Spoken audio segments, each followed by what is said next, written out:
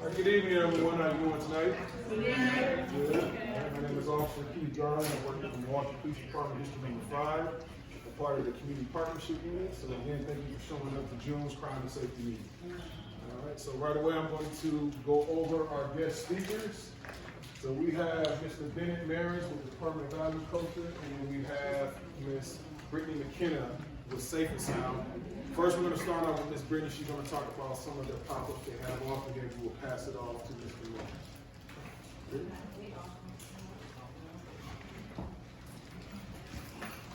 Hello everyone, I'm Brittany McKinney. I'm the neighborhood safety coordinator for District 5. I'm a liaison for the community with the police officers. I work with Officer Garland, Officer Slide, Officer Powell. We do like mediations between landlords and tenants, or tenants and tenants. We do knock and talks, those of that nature. If we have like any nuisance problems, stuff like that. I also work with Mary and Mark. Sorry, y'all. She's the community organizer. He is NSP community organizer.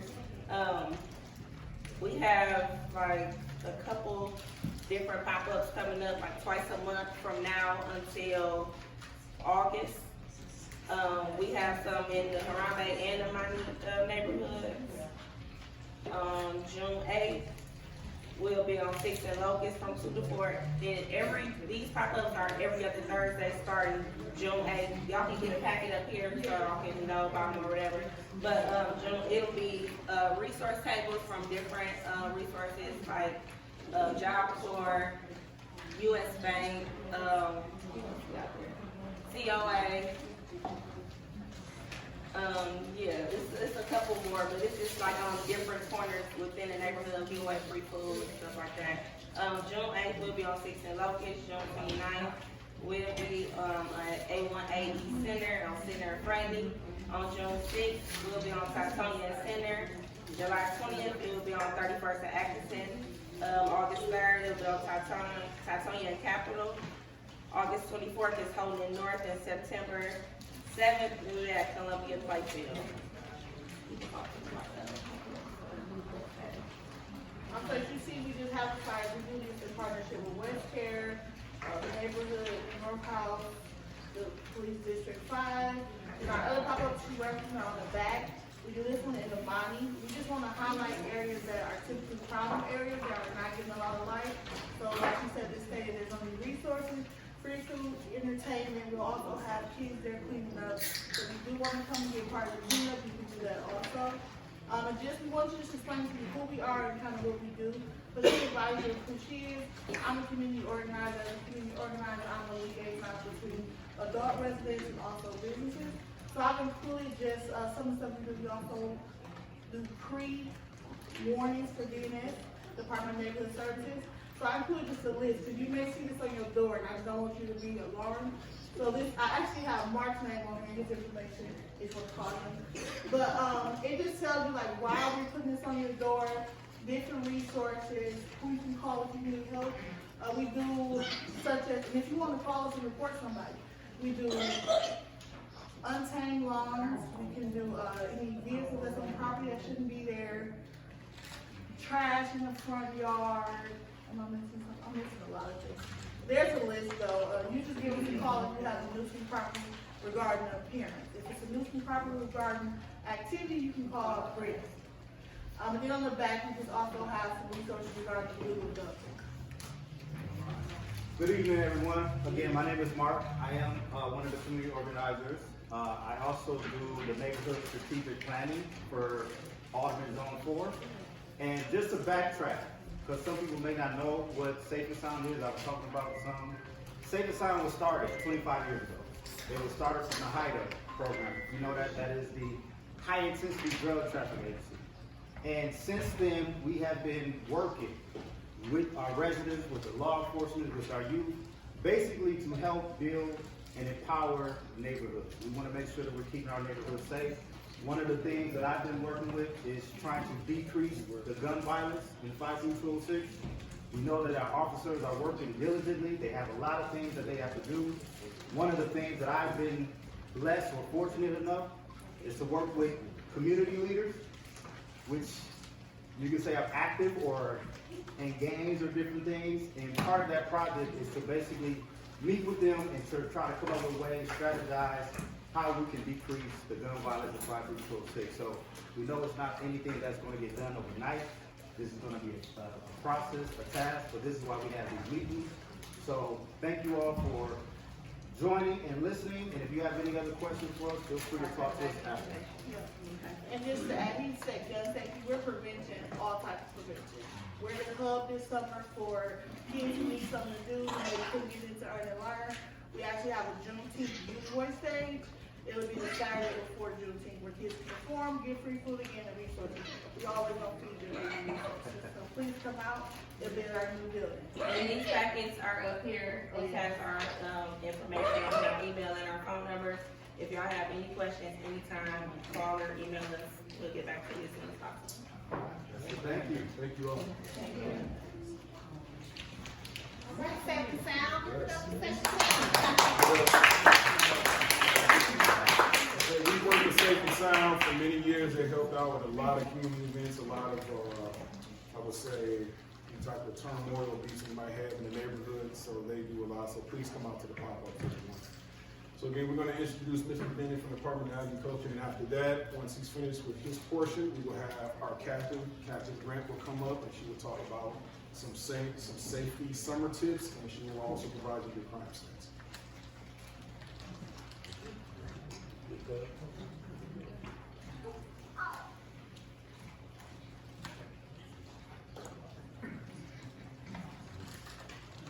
Good evening, everybody. Thank you for coming out. I'm proud and honored to be able to talk with you. I appreciate the cooperation of the Milwaukee Police Department. They're bringing me to many of these community gatherings. And we're going to talk about scams and how to stay safe. And I want to start it like this. We're just getting past. My name is Ben Marins, by the way. I'm technically an outreach specialist with the Bureau of Consumer Protection. It's part of the Department of Ag, Trade, and Consumer Protection. We're just getting past one pandemic. It's not totally gone. But while it was at its height, if you got the shots, you wore the mask, you practiced social distancing, you could still get sick because you did everything right, but it wasn't 100%. If you follow what I'm going to tell you tonight, you are going to give yourself the chances of having all the vaccinations, that you will not or should not be scammed. That not that they won't approach you, but the knowledge I'm going to try to give you today will help keep you safe going forward. Before I leave, I have a handout if you want it. I don't give it to everybody because if you don't want it, I don't want you to take it and throw it out. And my business card. On the book, there's an 800 number, and we have an 800 team that will help you. I'm going to get in that a little bit, but there's help for you. We say that you're the #1 line of defense for your consumer rights, and we're the second line of defense, but we're right behind you. We mean it. We're there 8 to 5 Monday through Friday, live operators if you need help. The two main messages that I have, though, in this fact, we're talking about another pandemic, and that is scams, and it is global, and it's hitting everybody, and it doesn't care what your age, gender, background, DNA makeup, it doesn't make a difference who you are. The scammers, if they get you, will take you. So two main things to remember. One is control the flow of your communication. If you know who you're texting, emailing, and calling, that's 99% of it. It's when the stuff comes in that you don't know. I don't know where that text is from. I've never seen that email before. Delete it. If it's not critical, it goes away. If it is critical, they'll find a way to get back to you. By the way, opening up a text or an email won't get you in trouble. We'll talk a little bit more about that later. I've had people say, well, I don't even want to open the text because that could hurt my phone. And no, it's not going to hurt your phone. It's when you respond to it. And that's the second main lesson. One is control the flow of communication. The other is respond, do not react when you get asked.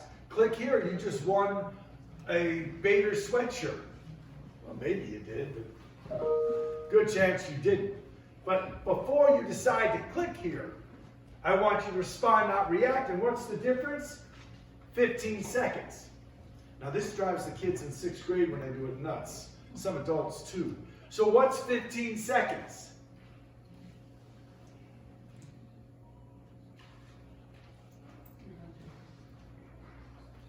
No time for somebody to reply. We're not even close. That was 15 seconds. Some of you couldn't even be quiet for 15 seconds. 15 seconds is a lot of time to go, wait a minute. It says I won the raffle at the local school for the sweatshirt, but I didn't enter the raffle. Why would I click on this? Or I don't know if I should click on this. But I can call Ben. I got his card. I can call the 800 number. I can ask my friend or my spouse or my kid or my parent, does this look right to you? When you get an email out of the blue telling you want something, Mom always told me, sounds too good to be true. It usually is. And Dad also said the other lesson, nobody gives you anything for free in this world. So with that being said, let's get to some of these pictures. By the way, there's not a lot of numbers, but there are a couple. Last year, federal data said there were 5 million reports, identity theft and imposter scams, and 9 billion in losses. The problem with that loss number is way low, because most people who get scammed, they don't call, they don't report it, they're so ashamed or angry, they don't know what to do about it, but they don't report it. So we know it's at least 9 billion, it's probably higher. We know younger people lose money to fraud more often than older folks, which makes sense, they're online more. But for us older folks, we lose money, a lot more money. When we lose it, we have more to lose. This is the scariest if you don't like numbers. I'm not a big numbers guy. I don't care if you look at any of this. You can. If you add these 3 up, you got about 1 million reports.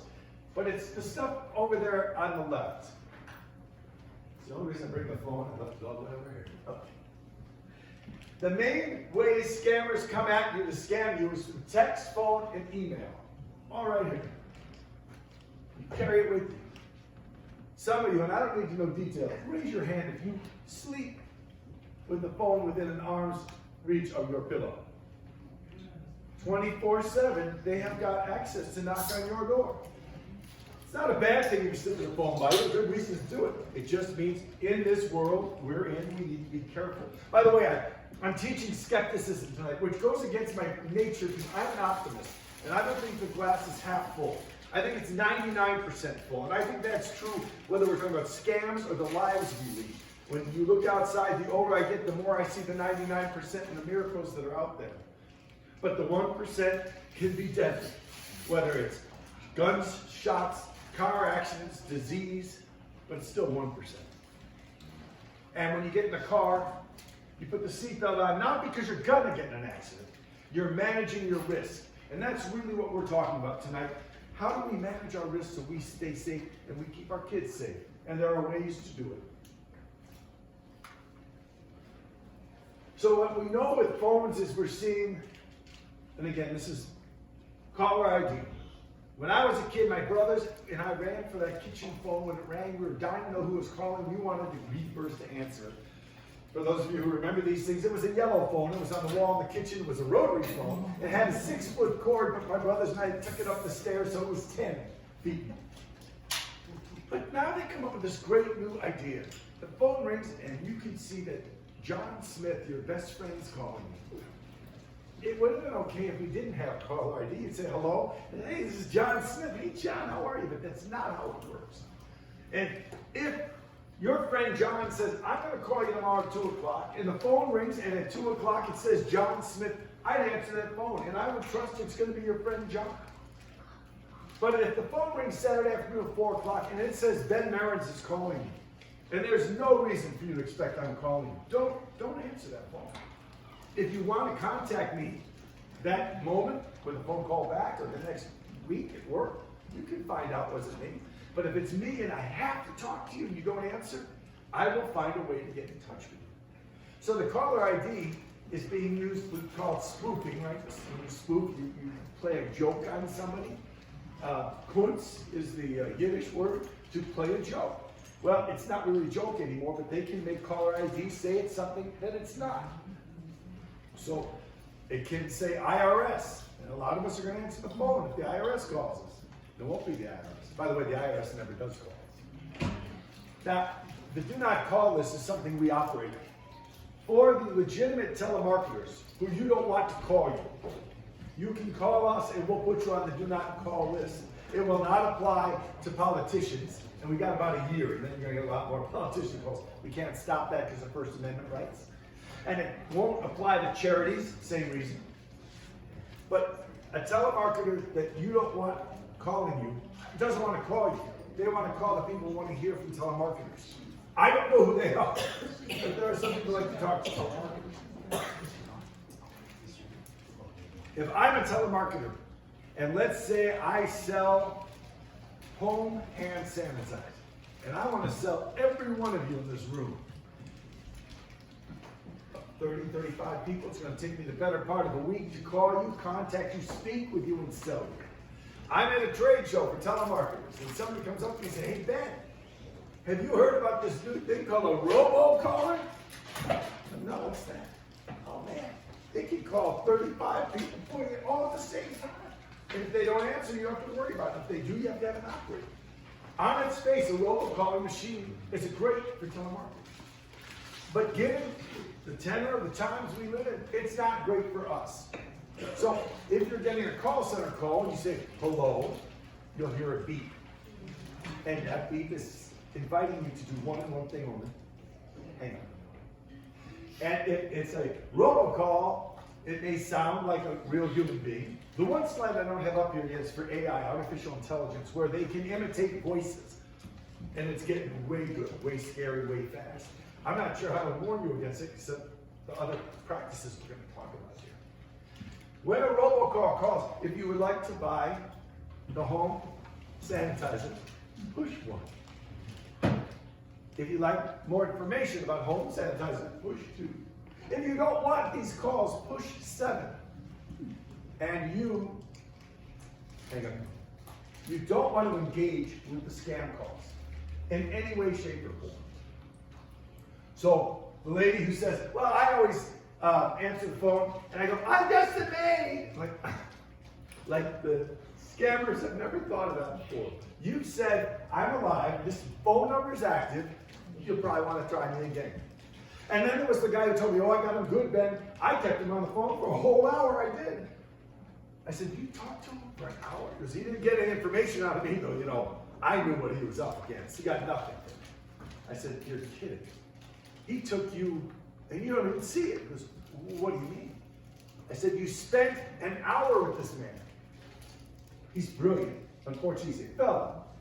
But he'll pick your pocket so clean you won't see it coming. When? The next call. And why will there be a next call? Because you invited him by saying, I'll give you an hour of my time. Do not engage. This man thought he was smarter than the felon. He isn't. Not in that business. We're all pretty smart at certain things. But when it comes to the scammers who are felons who want to take your money, and by the way, they don't all have Indian accents and call from someplace on the other side of the world. A lot of the scammers are going to figure out what neighborhood they're calling and get people to call who sound just like you. Because those are the people you're going to trust who you can't necessarily trust. Don't push the buttons. Don't engage. That's what they're looking for. We're raised in the Midwest, many of us. We're raised to be polite. I've lived in New York. It's very different out there. And to get you to engage, they'll say, well, hello, hi, ma'am. Can you hear me? And that's an invitation. That's English for hang up now. But we're Midwesterners and we don't want to be rude and hang up, so what do? Oh, I can hear you fine. I hear you real good. Can you hear me? How are you? No, it's the wrong way to go. Even my grandma Happy, who taught me a lot of manners, would tell me, Betty, it's okay to hang up on a felon. So, when you get a text, it's like getting an email. You can open it. The damage is when you act on what it says. Click here. In this case, Ryan won an AirPod in a raffle. The first question Ryan wants to ask, and right now we are all Ryan, did I enter the raffle? Because if you didn't enter it, I guarantee you, you did not win it. And it says click here. So now I'm getting a little of the nuts and bolts. What does it mean to say click here? What does that do? The link, and we're going to go back to the 99% for a minute. If I can't get to the hardware store In the past, I'd call them saying, I want to order spring gardening stuff. Can you send me a form, an order form? And they would. And it would take about a week to get it, fill it out, get it back. Then they process it. Somewhere between 3 and 4 weeks, it gets mailed to me. Well, now I can call the hardware store and say, I can't get there, but I want to order spring gardening stuff. Can you send me a link to your order form? And if right away they send the link, you can trust and say, click on it. There's the order form. That whole thing took 5-10 minutes. You fill it out, another 10-15 minutes. You send it back. And now instead of a month, it's only a week. And you have your stuff. Conceptually, the links used right are great. But control the flow of communication. In this scenario, I asked Ace to send me a link and it came right away. In this case, Amazon allegedly sent it. So instead of clicking on the link, and when you click on the link and the bad guys get you, basically they put malicious software, nicknamed malware, and it's essentially cutting a back door into your phone or your computer. And the message is, pay no attention to me. I'm going to make no noise. You won't even know I'm here. And when I leave, I'm going to close the door. And I'll keep a key because I'm coming back. That's what happens when they click on the link. But if we are Ryan and we get that, we can independently contact Amazon. They have customer service numbers. You can go to an Amazon store. You can assume it is indeed a scam. These texts can have malicious links, like that one. The sender, when you hover over it with your mouse, there's another name. Why is that? It's a scam, and there's a double name there. Hacked accounts, you get an email from somebody, it's a little off, even though it's your best friend. You would contact your best friend and ask, did you send me this? Because often if our friends get hit, we'll get contacted because we're on their contact list. Or if they say, here's the number to call at Amazon. Don't call that number. It is not Amazon. Although when you call it, they'll answer Amazon because it's the scammer's number, and that number rings and they know they've got a fish. There was a woman I talked to a couple months ago. She got an email with a link for $60 of beauty supplies. $60 of beauty supplies, a product she's been wanting to try. She was far from destitute. She had more than enough money to spend $60. But she didn't ask the question, is it too much money? The wrong question she asked, who would scam me for $60? It was never about the $60. So she clicked on it. She could have just gone to Walgreens, but no, she clicked on it. We want things for free. We want a great rate. But in this world, you should pay fair price for a fair product. You rarely get things for free. She clicked on it, and she's an older woman. And us old folks, some of us share our computers with our spouses. Yes, we do. And we share our contact lists. So when she clicked on this deal, her computer went dark. And when it came back up, all of the contacts for her husband and herself were gone. Now, think about how many emails and phone numbers are in your contact list. That would be a lot of work. And that'd be bad enough if the story ended there. But it didn't. 2 weeks later, she gets a call from one of her friends. Honey, if you needed money that badly, why didn't you just come to me directly? And she said, what are you talking about? She goes, it's all over town. You're asking everyone for $500. Now, this friend did her a favor. A lot of friends would think, I don't want to call and embarrass my friend. Right? Yeah, money trouble, they're asking for it. It's enough just to send the check. When she writes me a thank you note or email, I'll contact her and see if she's okay. So those friends sent $500 checks to the address, I don't know what it was. It was not. So this mistake didn't just cost her, but it cost her friends. How much money was lost here? We have no idea. 5 or 10 people do it though. It's $5 grand, it's a lot of money. The social media scam trends that we're seeing, again, Facebook's involved, Amazon involved. And in the Facebook, it says, hey friends, and it's got a picture of somebody, who's your friend? Because their Facebook account was hacked. I got a card, $1,000 gift card from Walmart, and you can too. And it says all these names here and 39 others. Mom also said if everybody jumped off the bridge, Ben, would you do it? Just because it says 39 others does not mean they all did it successfully, but it is there to make you think they did. You can call the woman whose picture's up there and ask her, hey Sue, did you send me this?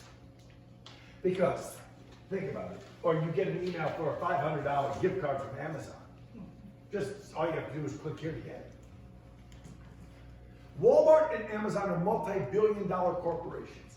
And why are they multi-billion-dollar corporations? Because they take our money, they don't give it to us. Now, why would somebody fall for the Walmart? This isn't about IQ. I don't care if you're the smartest Phi Beta Kappa in the world. It's about EQ. It's about the heart, not about the head. So picture the single parent, and he or she's got 2 kids. It's November, and the part-time job's not cutting. The kids need shoes, and there's no money for Christmas. And they've been praying. God help me. This shows up. Oh my goodness, my prayers have been answered. Click here. Okay. Boom. And then not only does the parent not have $1,000, but now they've allowed a hacker into their computer, and who knows what trouble can transpire. Too good to be true, it's too good to be true. No one's giving us money away. Now, if you drop your business card in the fishbowl at Walmart for the free $1,000 gift card, and you get the email saying you won, now the chances that you won may be slightly higher than if you didn't enter the raffle. But you still wouldn't assume it's true. You'd independently want to go to the store or call the store. I know it's saying spend some time, and we're all busy. You can spend 10, 15 minutes waiting on the phone to get to the manager at Walmart, or you can just click on the card and roll the dice, but if you roll and you're wrong, that 5 or 10 or 15 minutes is going to seem like a blessing, because it can take you months to redeem your identity, credit ratings, and such. You don't want to go there. So I want to run through some scams we're seeing. They are all what we call short cons, except for one. The short con happens in a matter of minutes, and it's to confuse you, scare you, get you heart pumping, and then they fly and they're gone. Social Security will never call you. And in this scam, they call and they say, there's some issues with your Social Security number, we have to suspend it. Well, when you're born, you get a birthday, you get a name, you get a Social Security number, and they can no more suspend your Social Security number than they can suspend your life. But if you don't know this, and you're thinking about all the trouble you could get if your Social Security number was somehow frozen, you may cough up the $5,000 fee they're telling you has to be paid to make things right. They want you to be scared, they'll tell you not to tell anyone, and they'll tell you it has to be done right away. Like the IRS calling and saying that you owe $5,000 in taxes. You may, but you file taxes. Sometimes you owe and sometimes you pay.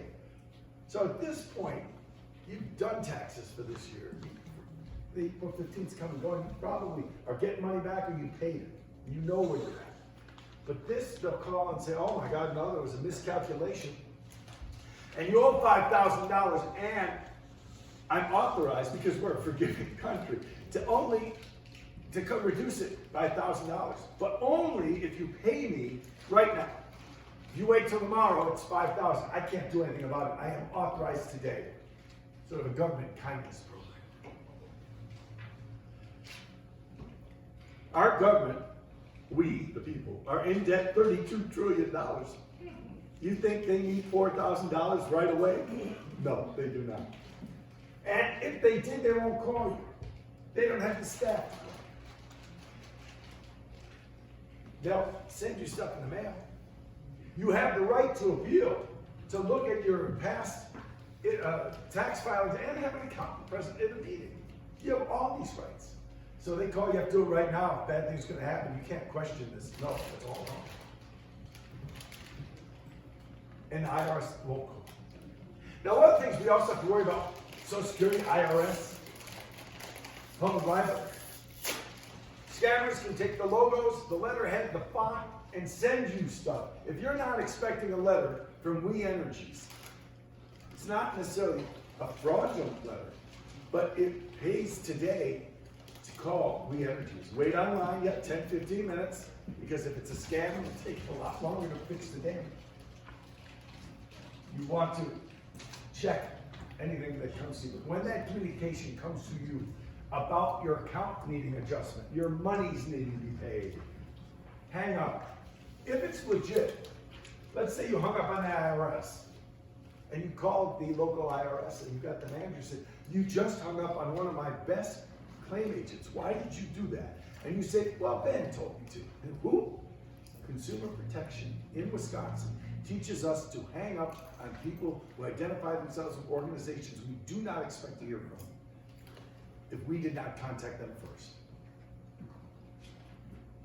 The FBI, it's a terrible scam because it hits people in their heart. They get scared. Most people who have not been in trouble with the law, don't know anything about warrants for arrest, you get a call and they say, I'm with this agency and there is a warrant for your arrest.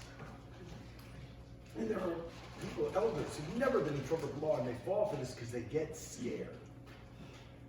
Now, I'm not sure if you know how the warrants work when you're going to get arrested, but we let you know. And we give you the opportunity to pay an additional fee to eradicate the warrant and cover your crime.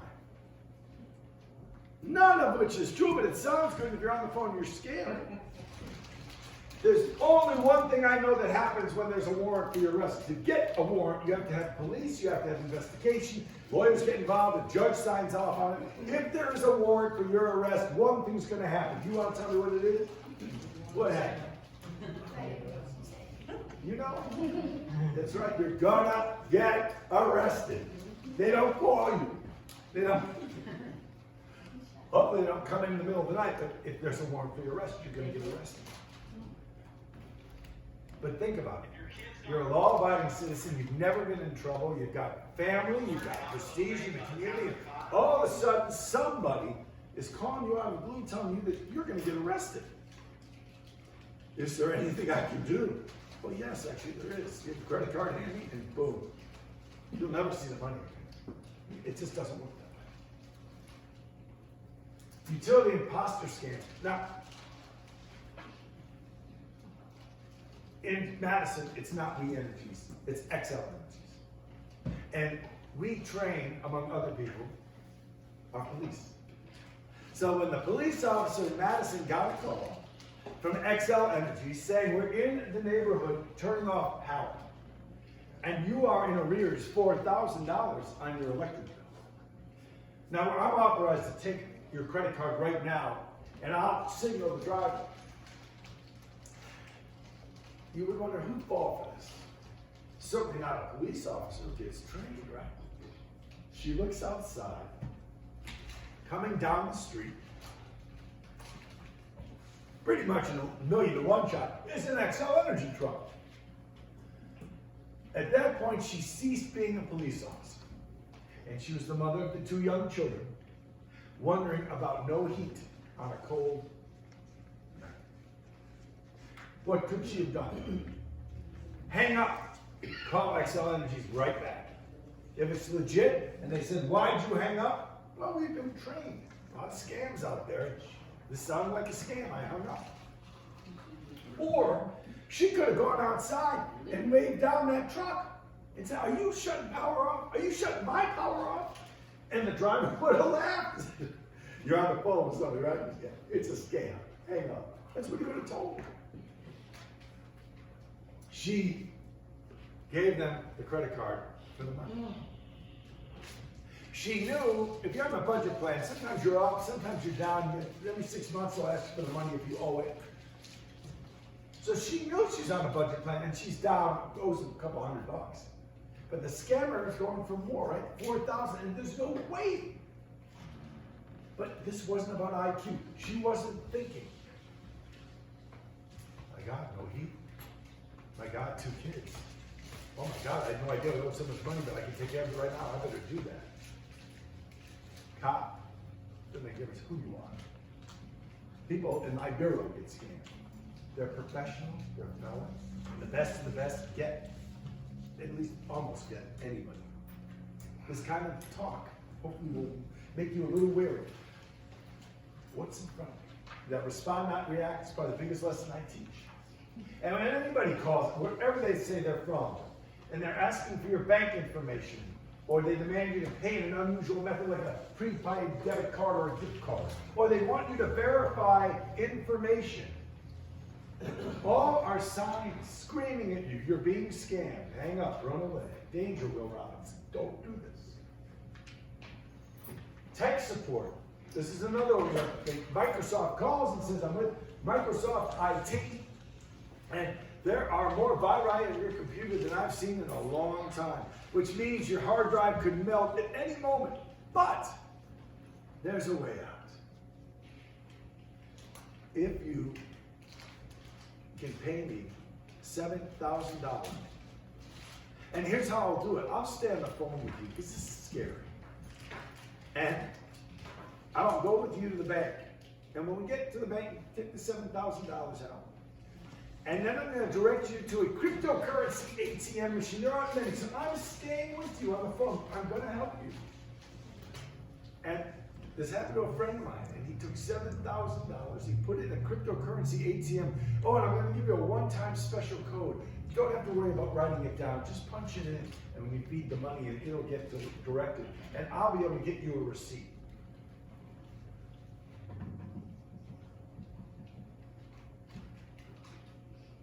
And my friend did this. He was scared to death. His whole life is on that computer.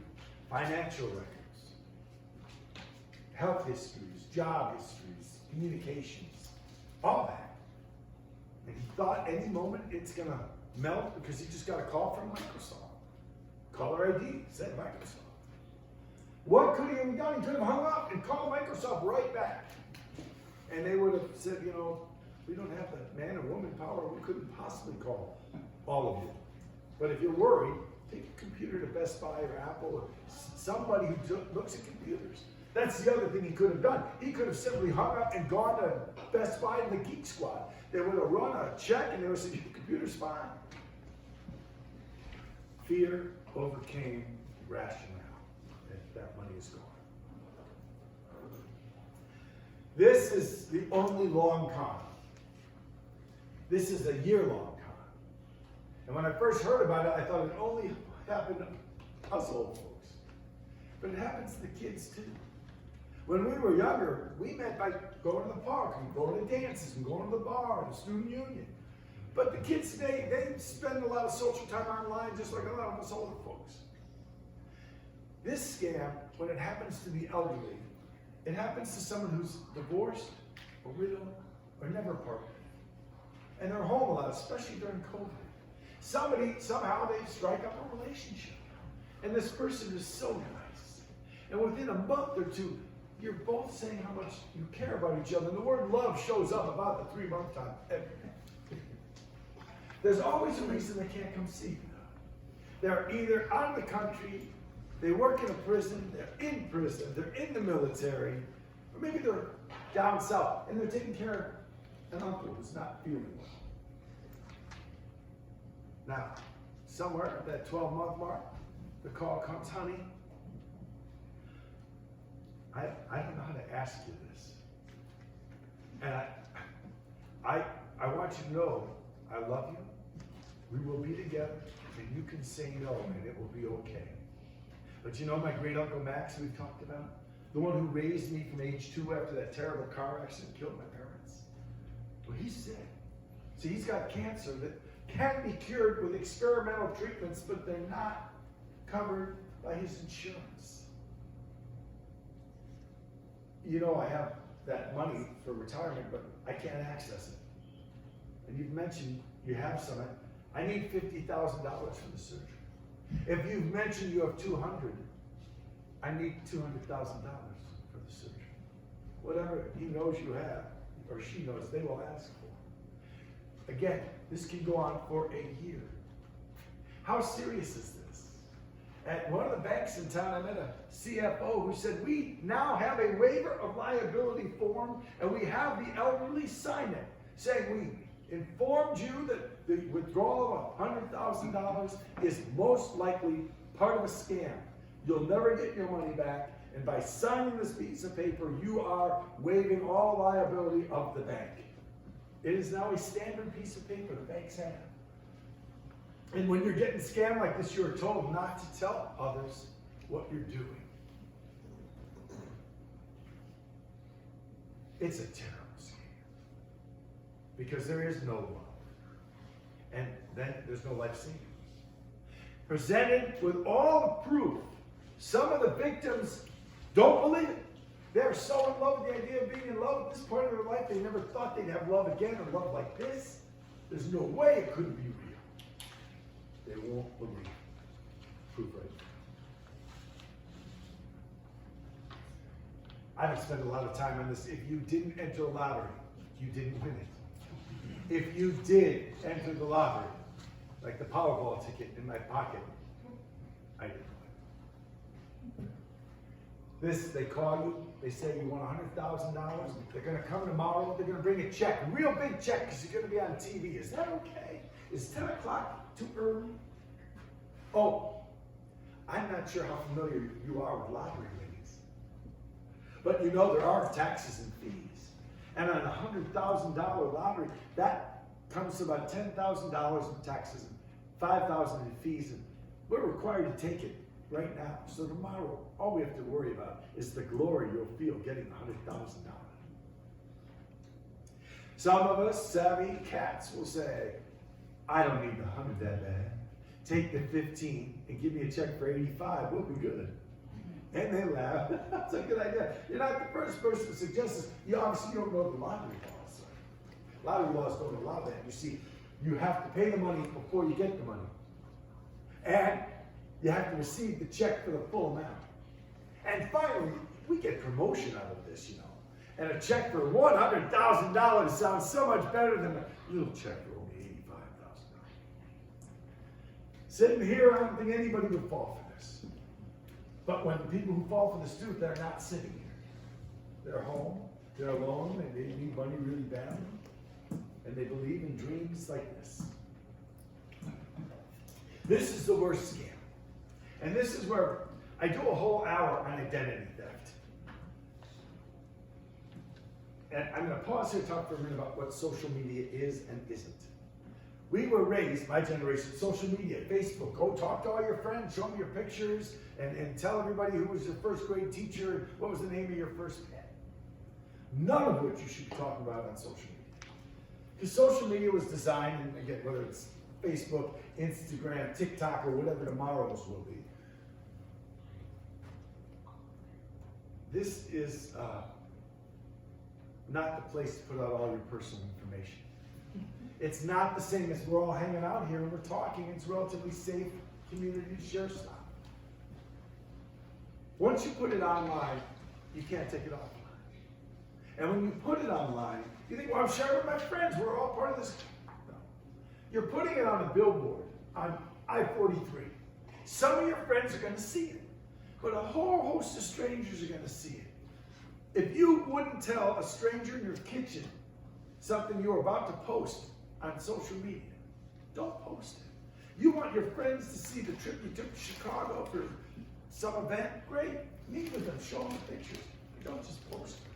Or like some of the neighbors I have who got to go away this winter to Cancun and couldn't wait to come home to show everybody the great sunsets and the beautiful beaches. So they showed it to us while they were there. And that's my full-time job is what I'm doing here. My full-time job is to be in these homes. The scammer's full-time job is to look online all day long to see who left them a gift. And my neighbor's saying, I'm out of town, I'm out of the country. They said, my house is open. Go ahead, rob me. I was stupid enough to tell you, I'm not home. If you wouldn't tell a stranger in your kitchen, I'm going away for 2 weeks. I'm not going to be in country. Don't put it on Facebook, because it's akin to telling a stranger this. So in this instance, Grandma's so proud of her grandson, Danny. He's graduating from UW in Milwaukee, and he's got a job with American Family Insurance. And his friends, to celebrate the good fortune of graduating college, are going away to Las Vegas for the weekend. Have a great trip, Danny. Love you, Grandma. So, of course, in the middle of that weekend, Grandma gets a call. Hi, is this Grandma Smith? Yes. My name is Ben Jones. I'm an attorney from Los Angeles. Yes. Well, I'm in Las Vegas. I was talking to Danny just a couple minutes ago. So proud of graduating from college and this new job, but kind of scared. Scared. I said, what's this about? Well, you know, Danny and his friends went to Vegas to have some fun. Had a little bit too much fun. They got stuck in the city jail for drunken disorder. They'll get out Monday. But I don't know I'd want my grandchild to spend the weekend in the Las Vegas City jail, if you know what I mean. Well, what can I do? Well, I'm an attorney, as I said. I'm in Vegas for just one more hour. I had a client. When I went to see the client, I met your grandson. He begged me to call him. I only have about 5 minutes to help him, and I'm glad to help you help him. I need a credit card so I can take $5,000. $2,500 is part of the court fee, and $2,500 is my emergent care fee. That's how it works. Oh, Danny wanted me to tell you a couple things. First, he wanted to tell you, Grammy, he calls me that. Well, it's good enough, yes. Grammy, I love you very much. And Grammy, he wanted me to tell you, Grammy, I'm going to pay you back every cent. Please, don't worry. This is not a gift from you. It's just a short loan. The last thing he wanted to tell you, Grammy, was that he's responsible for this. It shouldn't be on your shoulders to call Mom and Dad and tell them. When he gets out, he'll call. You shouldn't be burdened with having to tell Mom and Dad that he got arrested in Vegas. None of it is true, right? But don't call Mom and Dad. Because part of the time Grandma gets it wrong, Mom and Dad would say, he's not in Vegas. That's not till next month, dear. You got it wrong. Or, oh, we just talked to him. He's fine. Or Grandma could have texted Danny. And now it's more complicated. Because AI means that the scammers can get your voice and make it sound like you're saying things you're not saying. Another one of these scams, and boy, I tell you again, this is I'm not a grandfather yet, but I'm told grandparents will rip their right arm off if their grandchild is in trouble. So imagine you get the call. Is this Grandma Smith? Yes.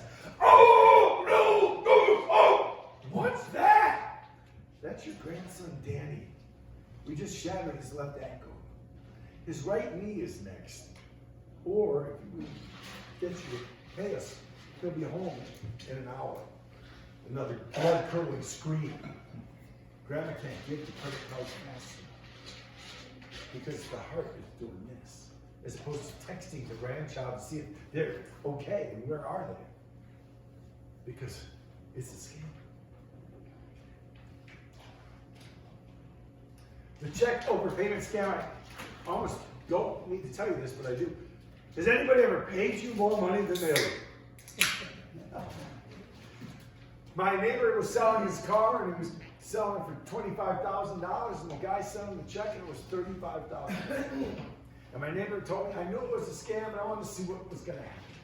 So I did put the check in the bank, and I called the man. I said, this is Mark, I got the check. I'm really happy you're going to buy the car. It's a great car. But you know, you sent me a check for $35,000, and we said $25,000. I don't need the extra $10,000. I need $25,000. And the man goes, that darn secretary, the fourth time this month. I've got to fire the secretary.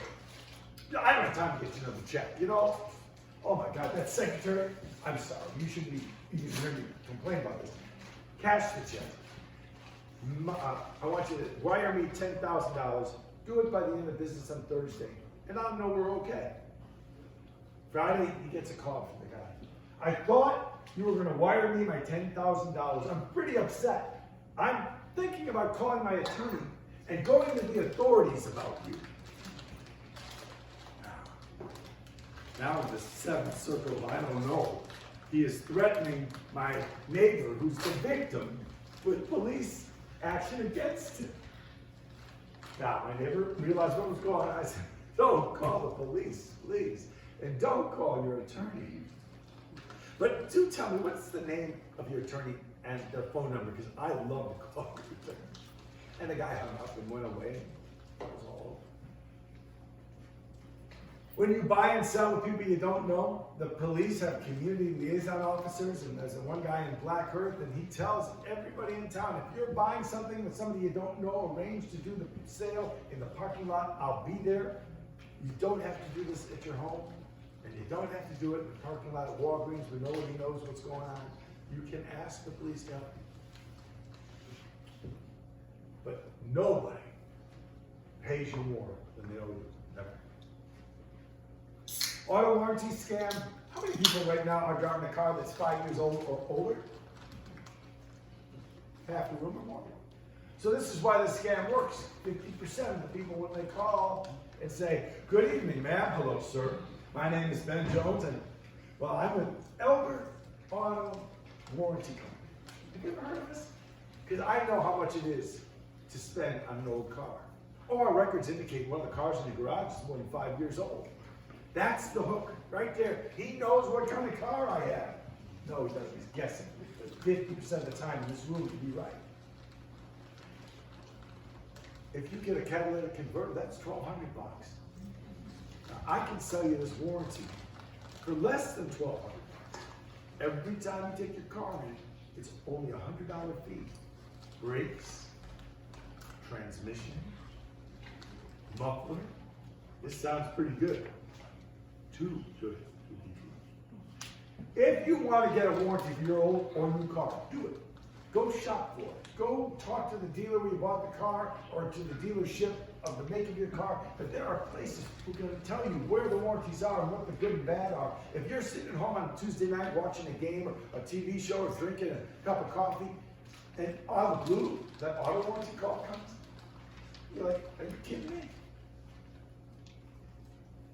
I didn't ask for this. Hang on. Go get it on your own if you really want it. Charity scams, and we're almost there. This is the saddest slide I have. We now have to tell you, do not talk to anyone calling you from a charity, because you can't know that they're really from a charity. That's not to say you shouldn't give to a charity, but not when they call you. And the reason we tell you that is this: if I'm a scammer or I'm legitimate, the call's going to sound the same. Good evening. I'm Ben Jones. I'm with St. Jude's Children's Hospital. You know the hospital, the kids, you see the commercials every Christmas. Some are in wheelchairs, some don't have limbs, some just need a lot of medical care. There, by the grace of God, you and I, we'd help the kids. These kids, not so much. And the commercials in Christmas, but it's not Christmas, so there are no commercials. But there's still a lot of kids and they need your support. Can I ask you to look in the face of one of your children and count your blessings, and can you give me $100 tonight? And if you're really doing well, could you give me $1,000? If you can't, that's okay, but those kids and their parents will so greatly appreciate this blessing gift. If I work with St. Jude's, I would make that call. And if I'm a scammer, I make the same call. We don't know the difference. If you want to give to St. Jude's Children's Hospital, the Bader Foundation, you go to them. Don't wait till they come to you, because they often don't come to you anymore, but the scammers will. How about that?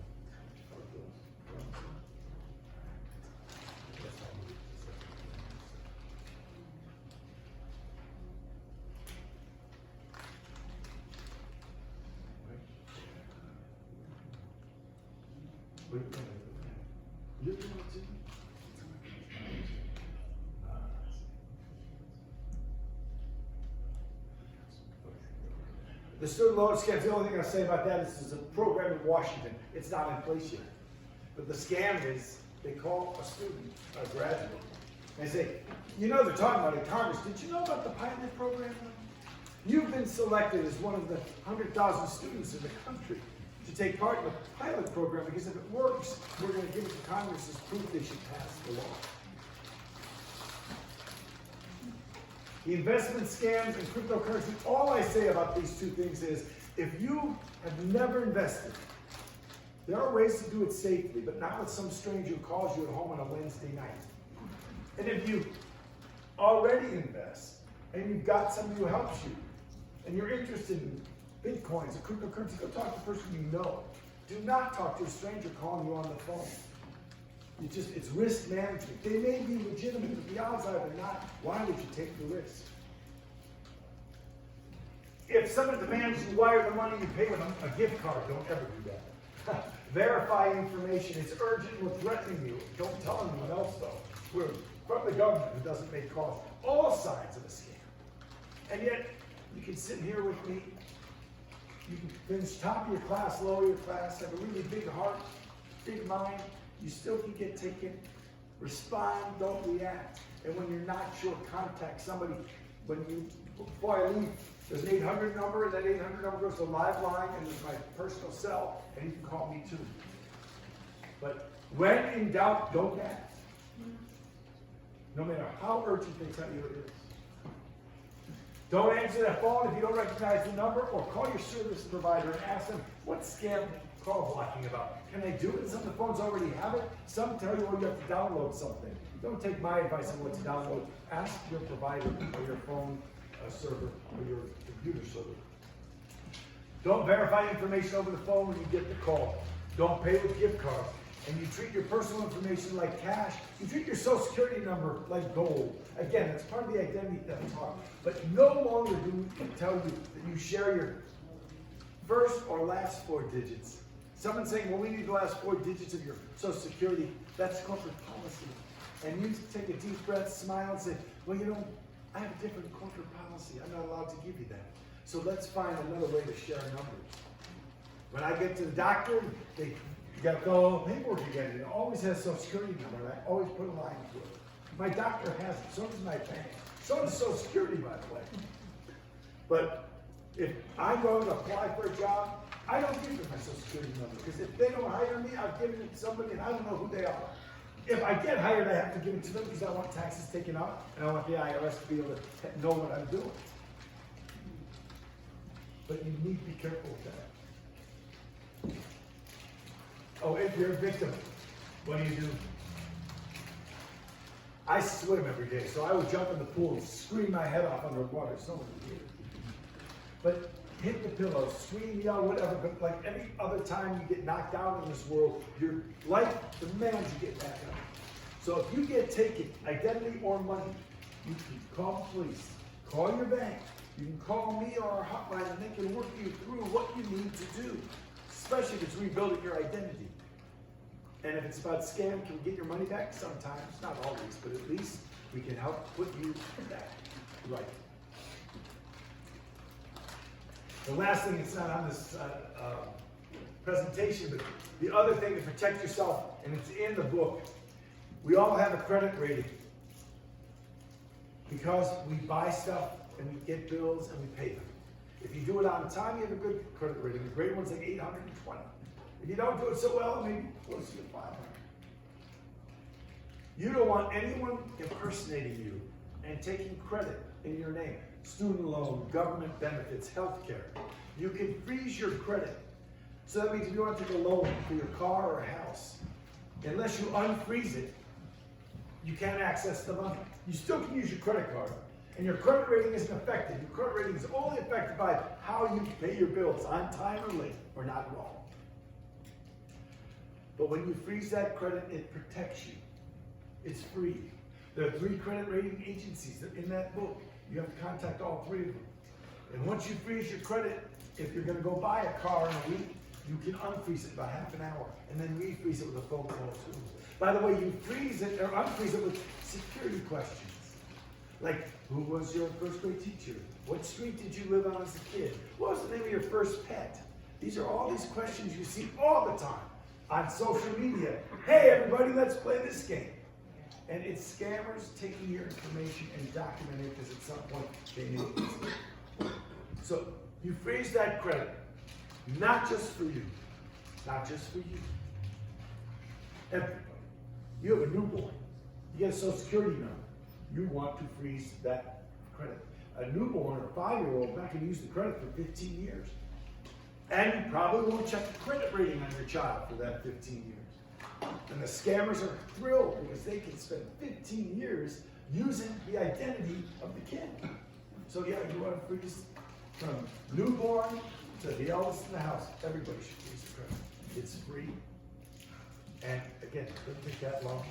Information there. So URLs, we have a consumer protection page. It's also in the book, the website. We post on Twitter, Instagram, Facebook. On LinkedIn, we have jobs in ag and trade, consumer protection. I don't know what they are. I'm not under the impression any of them are my job. But if you're looking for work or know somebody who is, you've got one more avenue, consumer protection on LinkedIn. Have that. And that takes us to the end of this. Any questions right now? I do have a comment. I actually work with IRS. So I do want to let people know that we only send out letters, so you are right about that. So we would never call or go to your home unless we send out that initial contact, that letter. And then I may call you afterwards. If we have that initial contact, then I will give you a call or go to your house. So as an auditor, we will send out a letter with our employee badge number on it. So I just want to let you know that. So beware if people call and say, I work for the IRS, ask for the ID number, ask for the employee ID. So if they don't have that, then it's not going to matter. If you call me, you tell me the IRS, and you give me your ID, and I want to hang up on you and confirm that, how would I confirm your ID number? You can actually, if I give you the ID number, Yeah, if I go online and Yeah. put it in? you can call, well, on the letter, now you got the letter, Yeah. there'll be a number on there that you can call. Yeah, but I tell people, if you don't know the letter, trust the letter, you don't call it. The number you can, well, Because they can copy your number, your name, your picture, all the IRS logo, font, and letterhead. we do They have can't. an initial number that everyone can call, a universal number. Right. With the last, the 1040, that number, call that number and verify mine. Thank you. Thanks for doing the work. We don't ever say thank you for your sacrifice of service to IRS people. I can't imagine we should thank you. Okay. I have a question. Yes. How do you handle when you have cell phones that you purchase that have another party involved in the cell phone that you don't know how to get rid of? So you buy a cell phone and somebody else had it, and it hasn't been strip cleaned. So you go to the cell phone provider and say, I need you to strip the phone. I want to get rid of what was there. I got one from work. I get text about, is it Andrietta? She missed a couple of mani-pedi appointments. So I was just deleting them, right? So I get a call, and my answer goes, hello, I'm looking for Andrietta. I go, this is no longer Andrietta's phone number. But if you really know her, I keep getting texts saying she's missed several mani-pedis. And I knew this was legit because she goes, oh, that sounds like Andrietta. I said, please let her know. She needs to tell people, don't use this number. But had that woman not called me, I wouldn't have done anything. I would have just deleted the stuff that comes in. But I would have made sure that the phone was clean and they can strip it of that stuff. That's happening to you? Yes, in fact, they're cutting in when I deal with my financial institutions in such a manner that when I know that certain things my financial institution asks, Yeah. they don't ask, they don't know. Enough. Then I know it's not, that somebody cut in on me. When in doubt, delete it, don't answer, don't talk to them. If it's urgent, somehow they'll get in touch with you. They may even call you. Yeah. I have a Yeah. question. Like I said today, You got approached, you got taken. I got whatever. I took a survey, and then the people gave me these gifts, and they were really expensive gifts for nothing. So then they said, just pay for the shipping. And I'm like, okay, I gave him my card number. Yeah, I did that. And then he took the thing out, the shipping out, which was sticking out in less than 2 minutes. I saw it come up on my phone. Right. Call you back? No, he didn't come back, he's still on the phone. No. Did you call you? Oh, I called Did my you call your financial bank? institution, and they said, we're gonna cancel that card, and whatever they took out for the shipping, they'll put it back. Good. They'll put it back, but I'm like, what made me say that something was wrong was when he told me, well, we need to take out a $65 membership. I said, well, I wasn't buying a membership, I was buying this product. And I did the shipping. They called you. No, I called him.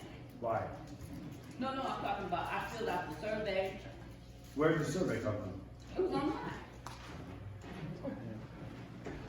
But I'm just saying, that was so easy for him to tell me about a $65 membership. Oh, yeah. And I'm like, I ain't want a membership, I just want the free product, which was a camera that you put outside the house, and it was $149, and I was gonna get it for free. And I'm If like, it sounds too good to be true. yeah, that's what I know, but it was so tempting for me, it was just so tempting. Well, you got on top of it, right? You call the bank. Yeah, I called the bank immediately. So let's and pay they another canceled credit. that card. I have material, I handed out my card if you want to talk to me. The meeting has other things it needs to do, but thank you all so much for being here, letting me come and talk with all of you. Thank you. The last thing I'll tell you is, so I talk about landlord-tenant rights, scams, identity theft, home improvement, car repair, internet safety for kids, and internet safety for kids to parents, and internet safety to parents. So if you have other groups that you'd like me to come out, we don't charge for this, the state taxes pay for it, but I'm constantly out in schools, nursing homes, libraries, police community gatherings, so by all means, whether you do it tonight or another time, you can contact me and let me know if you want me to present, and we can work that out. Excuse me, do you have a number for weights and means, weights and somebody? I got scammed at a gas station. I was pumping regular, but he said the Ford hit premium, and so I got charged premium. Who do I call and complain to about that? So we have an 800 line, and if they can't help you, they know who can. But it sounds like that deals with false. And the gas station knew that it was, he said it happens all the time, and I'm like, you know that you're doing this on purpose. Well, okay, but yeah, call us. You call the 800 line and you call them. Not too much, but there's information to give.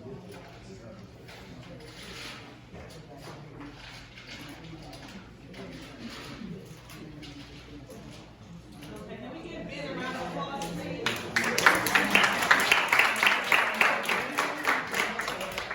So whenever we have any type of guest speaker, the goal is to just bring more awareness to the members in our community. Now, I'm not sure about if any of you have been victimized. I know some of you have. I have people, family members as well, who've been victimized, especially some older family members. But we all know if it's too good to be true. Not true. Right. So just like, and it's okay to be rude, right? Hang up. But don't hang up on me when I call you. Please. All right. So I do have a special guest here. I have Captain Warren Allen. He's in the building. Now, you may see Captain Warren Allen at several, you may see him anywhere, at any time. He is one of our night watch commanders. So say, for instance, there is a homicide, there's a shooting, there's an arson, there's something major that happens in our neighborhoods, he is going to be there. Okay, so I wanted to bring him so that you see who he is. We're going to take a word. Just like she said, I basically work at night. Basically, think of me as like a babysitter for the cops, because when their captain is at home asleep, I'm basically at night, basically babysitting. Like that's the best way I can describe it. I come to these things because I want to get a better grasp on what your concerns are. So that's why I'm here. Captain Graham was kind enough to allow me to come. So if you have any questions, hopefully I can answer. What is your name again? Yes, absolutely. What is your name again? Captain Warren Allen. Warren Allen. WARRENALLEN. What are your hours? I can flex them, but normally 7 p.m. to 3 a.m. All right, so now we're going to jump into the stats for May. And what I like to do is to talk about the red first, the areas where we need a lot of improvement first before I jump into the green. So, area of concern, the first one is in our rate field. So, this year, so far, we've had 11% increase in rates compared to what we had in 2022. So last year we had 36, right now we're at 40 for the month, for the year to date. So some information regarding that is 7 of those incidents were stranger sexual assaults. Okay, so stranger sexual assault, that is an incident where a victim is victimized by somebody he or she does not know. Okay, that could be at any given time, any location. 33 of those incidents occurred by individuals who knew who the suspect was. So that could be a friend, it could be a relative, those types of things. So right now we have 4 more compared to what we had last year. Moving forward, human trafficking. Last year, this time around, we had 3. Right now, we have 4. So that's an increase of 33%. Okay. So what do I always say about the human trafficking component? For those of you who come to these meetings often. You got something? Okay. But if you see something, say something, right? You see a lot of women, men, whatever, in and out of the house, or it could be, and I know that we had a speaker at the last meeting, but if you see something that doesn't look right, call us. We'll check it out. Okay? Yes, go ahead. I just want to make a comment on the human trafficking. That 800% increase, because human trafficking is so on the low key, it really goes under the radar. So really, in this case, I'm, in my opinion, probably doing a better job because now we're uncovering it, because that stuff is so undercover that the fact that it's increased, meaning that I think cops, police, our department is doing a better job of discovering it. Yep, absolutely. And so, well, in 2021, we had the 1 incident. One incident Year to date. So this time last year, or actually June 1st last year. And then we had that 9, or the additional 8, so that 800% increase in 2022, because there were An additional 8 that occurred during that time last year. But as Captain Allen stated, more people are being aware of it. When you go to the airports, you're seeing different things on the door or the bathroom stalls. You're hearing about it more often, and people are reporting it more often. So that's extremely important. Moving down to our burglaries. So last year we had 110, June 1st. This year, same time, 159. So that's a 45% increase. So that's huge, and we should all be concerned about that. Okay. Now we recently arrested a gentleman. His last name was Mr. Mays. Mays is his last name. We arrested him April 26th. He got a PR bond. PR bond is basically just sign your name, and he was released. We arrested him 2 days later for burglary again. Okay, so that's things that you all need to know about when you are, when the people are voting. When it's time to vote, you need to be asking those questions of your elected officials. Are we allowing people to get out and re-victimize other people? Those are questions you need to be asking. And also, you need to be we all need to be holding our elected officials accountable. Okay? So there's another gentleman. His last name is Bell, Jaquel Bell. He was just charged recently. He committed at least 7 burglaries. Okay, this was within maybe the past couple of days. So officers, District 5 officers, were constantly getting sent to burglaries, and they would, one of the last times they seen him, but they couldn't get a hold of him. Okay, a few nights ago, they seen him walking on Capitol. I believe it was like 2700 block of West Capitol, and they stopped him, got him in custody, and he's been charged of at least 7 burglaries. So that's a good thing. Yes, go ahead. What area was he? You said Capitol. That's close to home. He committed several business burglaries, but also some residential burglaries as well. Okay? One good thing about this is that people had cameras, surveillance cameras. So officers and detectives were able to match his description up, match his face, his clothing up with what was observed in those video surveillances. So that's a good part, a good thing. So 7 burglaries is what he was charged with recently. Do I believe that he had a hand in a lot of the increases? Absolutely. Do I believe that Mr. Mays had a hand in a lot of the increases? Absolutely. But we know that these are just 2 of many individuals who are out here committing these crimes. Is it possible to get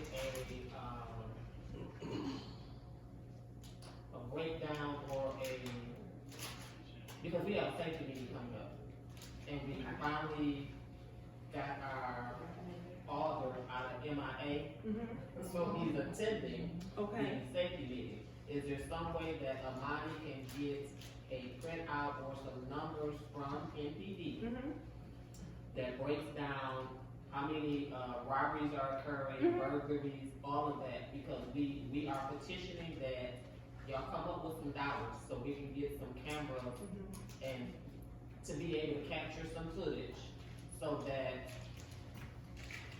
to help some blocks crack down on what's going on. Okay, this is a repeated person. We need some help is what I'm saying. Okay. So that won't be a problem as it relates to the data. There is a way that you can go online to capture it and actually get it. So before we leave today, I'm gonna go on my phone and we'll work through it together to see if we can, so that you can access it, okay? Can I say something right quick? Yes, ma'am. For my neighbors, I used to deal with this stuff myself. My neighbors came to me, everybody wanted to sign up for these cameras, right? First, the people told me I didn't do it. I said, oh, but I saved that. It's been, August will be a year, and nobody, it was like 15 or 16 people that needed a camera. If I got it, I don't know who got it because we never got it. I've been talking to the Lele's office. I even called the lady that handles the cameras. She's never at her desk or we on vacation. So, if it was up to me, I'd fire the whole common council, pick my own, and maybe something will be done. Because this office will be 1 whole year. And they said they don't have enough workers and they're bombarded. Why? Don't lie to me, just tell me the truth. Is that through the crime alert? I think it's the safe Alert name? program. It's Okay. I know, but we still have that. Because it's, Lele, and I can never think of his name, they're working together on that. Okay. Let's touch bases offline, if you're okay with that. Okay. Now, I know you're highlighting the red, but I like this motor vehicle theft. It's down to 270, well, that's down a lot. Is it because the clubs you all have given out, or what do you think has made that? okay. Well, thank you very much. So, what's your name, your last name? Yvonne? Miss Cousin. Yeah, Miss Yvonne? Okay, so Miss Yvonne brought up a really good point. So I'm just gonna jump into this real quick as it relates to our motor vehicle thefts. So we are down a significant amount of motor vehicle thefts compared to where we were last year. So we're down 41%. Last year we had 462. This year we're at 274. So I believe a lot of that has to do with the clubs, the lots, and then also people not having the Kias and the Hyundais and things of that nature. So that's a good thing, and I'm very proud of that. However, that's something else that we need to look into, which is going to be our carjackings, okay? So our carjackings are up just slightly, but it's still not as bad as it could be, but it is up slightly. What we like to say as it relates to just the target hardening, right? Okay, so the Kias and the Hyundais, those are easy targets, okay? When you don't have as many Kias and Hyundais on the street, or if you have those clubs on them, it makes it difficult for people to steal. The Kia boys and the Kia girls. Okay, so what do they do then? Carjacking, right? So if they see somebody that they that they think they can overtake, or if they see somebody who's not paying attention, then that's generally what they'll do. Carjack somebody and take their vehicle. However, we are blessed because we have just two additional compared to what we could have. You had something, ma'am? No, I just wanted to say, I see people get carjacked because there's people sitting in these cars with these tinted windows and they're watching every move you make. You can't see nothing. That puts people in a vulnerable situation because if you're leaving your house and you gotta go or you're time to go, they sitting there watching you all day long and seeing just what you're doing, A to Z.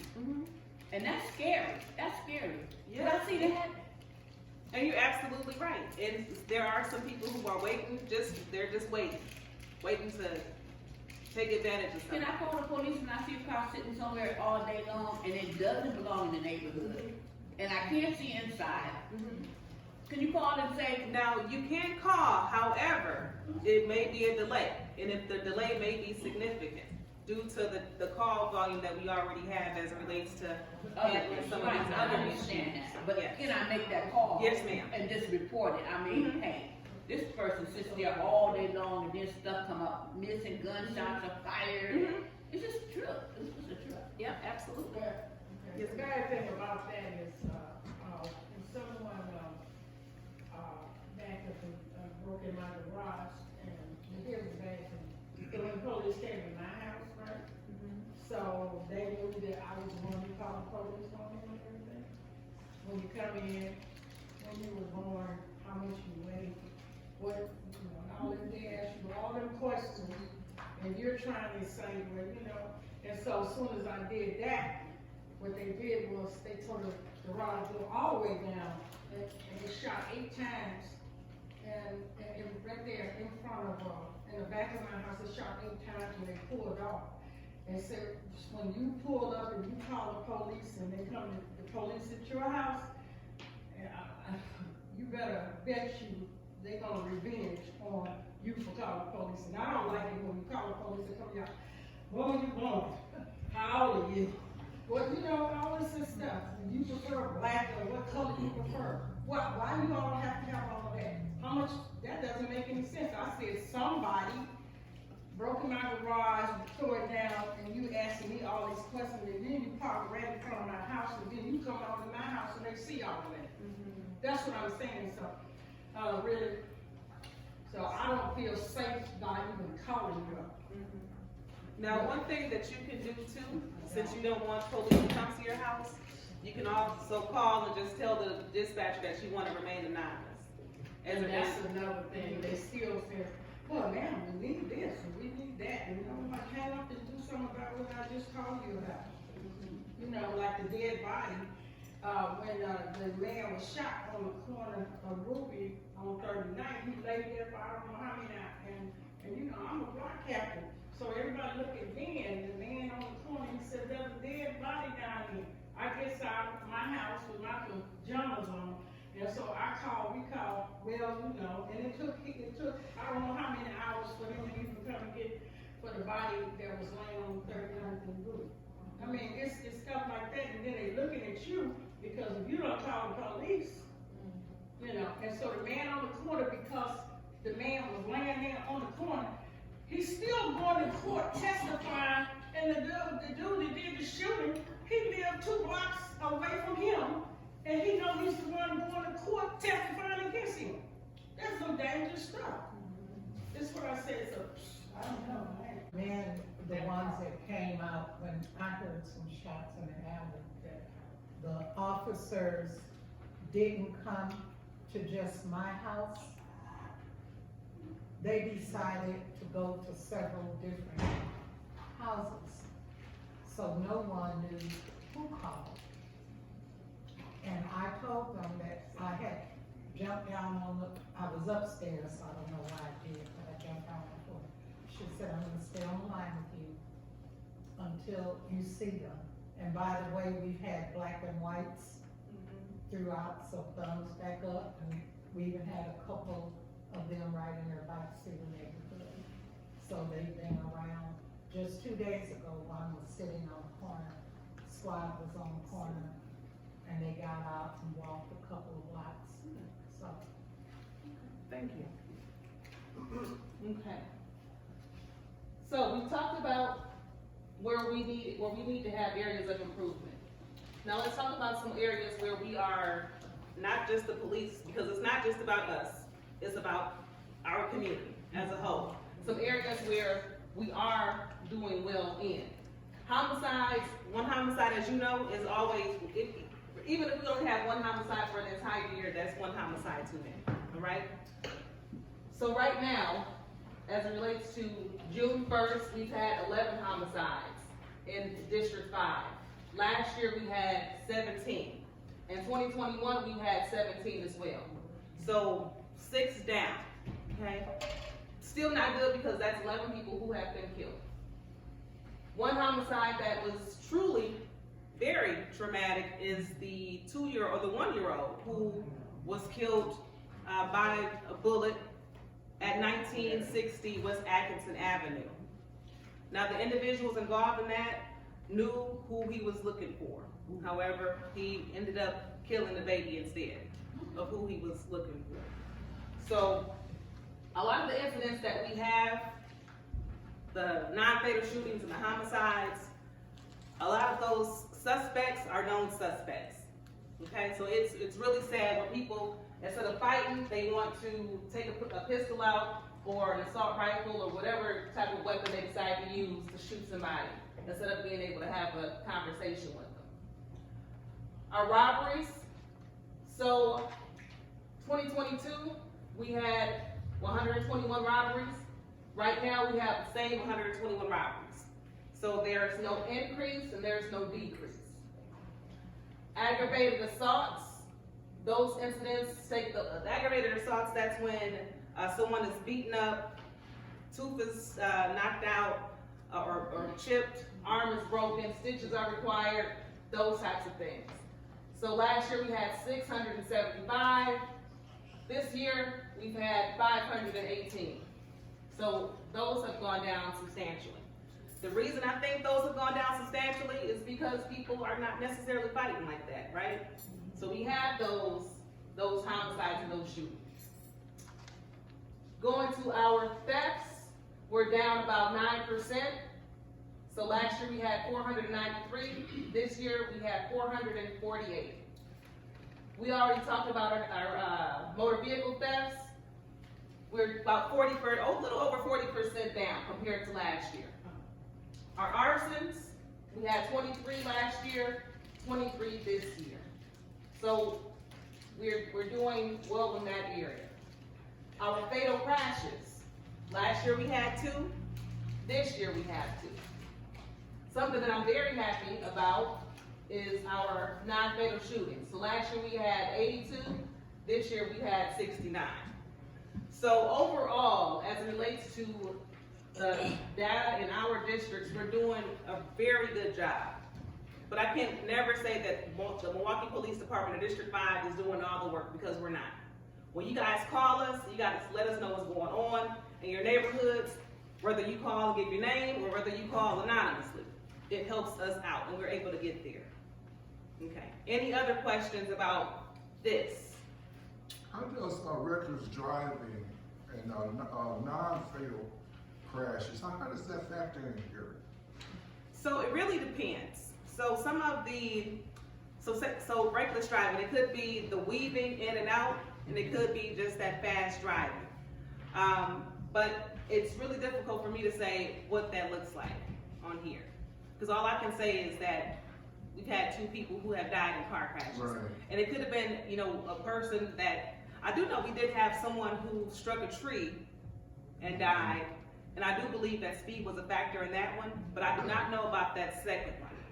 But when you guys issue tickets for reckless driving, is that count high? Is it low? Is it? That's a good question. I don't have that information right now. How However, often? get it for you. what's the ages of these reckless drivers, you know? What's The ages vary, because a lot of times we think that it's just these young kids that are out here driving recklessly, but it's people in their 60s out here running red lights at 60 miles an hour. So it does vary. Yes, ma'am. Do you maintain a record of checking to find out what substance the people who are doing the negatives have in their system? Say that one more time. Do you have any statistics or record keeping of the substance that the people are in all the negatives of the, especially in all the rules and things, if they have a substance in their system, or a negativity in the system, because many times people assume that it's one thing, might be another, but by maintaining a record, you can tell if the substance is part of the cause of the problem or not. So we do not keep a record, because if we make an arrest of someone, we don't drug test them. Now, if the person is on probation or parole or something like that, then they have those drug tests and things like that, but that's not something that we do on our end. Maybe that's what's one of the problems is. Your testament that you're drinking, though. I said, For the you can tell- OWIs, yes. The DWIs, operating while intoxicated, yes. But that's just, the weed smoking is just as bad.